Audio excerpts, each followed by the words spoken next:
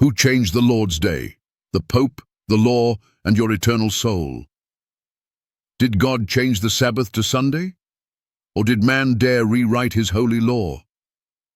You've been told the Lord's day is Sunday, but what if I told you that Sunday is not the Lord's day at all, but a man-made counterfeit, officially enforced by the authority of Rome in AD 325 by Pope Sylvester? And if you still follow it, your soul is in eternal danger. This is not conspiracy. This is historical fact. In AD 325, during the reign of Emperor Constantine, the Christian Church began merging with state power. And it was in this unholy union that the Bishop of Rome, Pope Sylvester I, boldly took it upon himself to rename the biblical Sabbath, calling Sunday the Lord's Day. Did God give him this authority? Absolutely not. In fact, the Bible never refers to Sunday as the Lord's Day, not once. From Genesis to Revelation, the seventh day, Saturday, is called the Sabbath of the Lord thy God.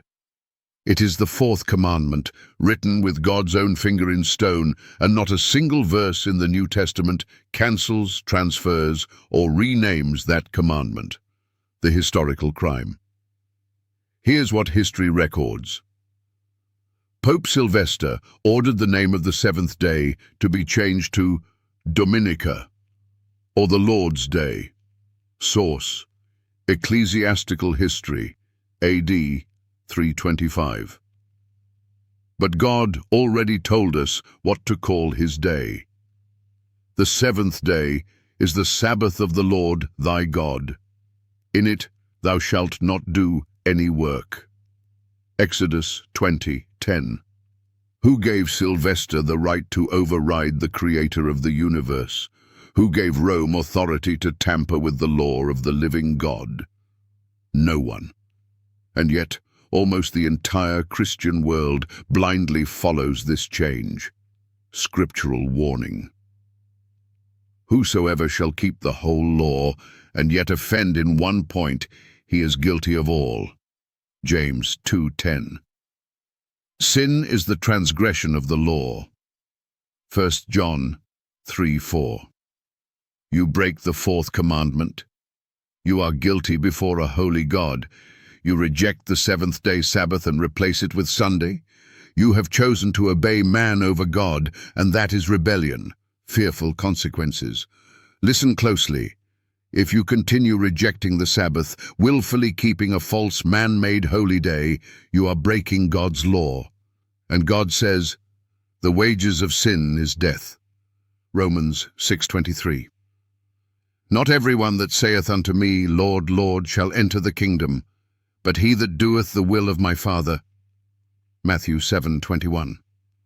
What is his will? That you remember the Sabbath day to keep it holy. Not Sunday, not man's tradition. The Sabbath. So, to the pastors who preach Sunday, to the priests who bless Sunday services, to the imams who mock the 10 Commandments, to the skeptics who say the law is abolished, and to every Christian who just shrugs it off, you will be judged. For God shall bring every work into judgment. Ecclesiastes 12:14. On that day, no excuse will stand. My pastor said, I didn't know. No, you are hearing the truth now, and with truth comes accountability. Final call.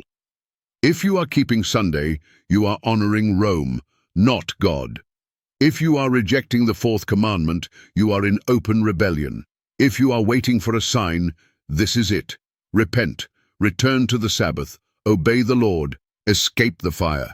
Because if you choose man's day over God's day, then you are choosing the broad road that leads to destruction. Enter ye in at the strait gate, and few there be that find it.